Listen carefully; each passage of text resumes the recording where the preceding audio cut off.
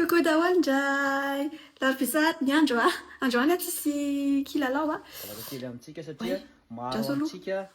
Chefritsy ny influenceur sy hoe zay mba mizara zavatra contenu amin'ny Facebook Zaho zany zany tiany kilo andao tsikilinao hoe inona zavatra ataony ao indray. tsitra lalina amizay efa misy time maray zany mba zavatra niainako ary mba tiako ampitana amintsika dia ny resaka fandefirana. Ny tenako taloha tena anisan'ny tena tsy mandefitra indrindra ary hitanareo amin'ny vidéo angamba zany hoe rehefa miresaka amin'io dia mitratrevatreva sa ohatr'izay foana fa nefany nandinika hoe tsy maintsy manao an'izay ve moa zany za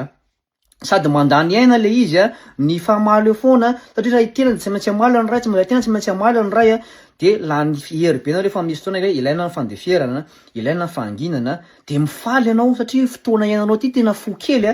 dia zay natonga saina zany za zao na miresaka amin'ny ray aman-dreny sy ny anina ary dia lasa tena hoe milefaka mandefitra za tsy tratrevatreba za tsy amaly na miresaka amin'ny vadiko ary dia miezaka foana za hoe non za nge lehilahy dia aleoko mandefitra dia Manao vidéo fe ianao dia tsy mikoloty. fa izy amin'ny tenanao hoe miseho any ambany ve ny tongotra za manao olona selfie aty amin'ny tenako anao dia manao miditra sady tsy malala fomba akory mba mandondona fangarany vadinao dia miditra fotsiny ohatr'izao ianao tsy azoko za mba miresaka time amin'olona ato ranga dia zany nataonao le ty Zany ve ianao mandefitra nefa ny temanao hoe fandeferana. misy tsisy marazy mandefidefitra anao tsisy mandefitra aminao zany io vidéo amboarina koa fa za ataonao an'izany so hoe ranga paozin'le olona fa balaka koa raha tsy Jerena ny tongonao sady mbola manisy manina ny tongotro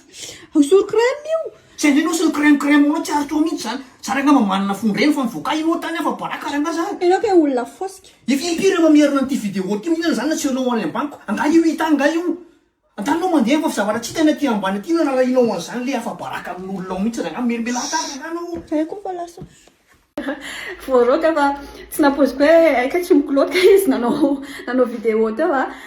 fa aza dino mandeha foana ny code promo nivo Sendwave ny Sendwave dia application ahafahanareo mandefa vola any Madagasikara dia raisin'ilay olona any Madagasikara zany lay vola amin'ny alalan'ny Airtel Money na Orange Money na M-Full dia rapide be tsotra be installenareo amin'ny telefona fotsiny ilay application. Sayo, veloma daholo.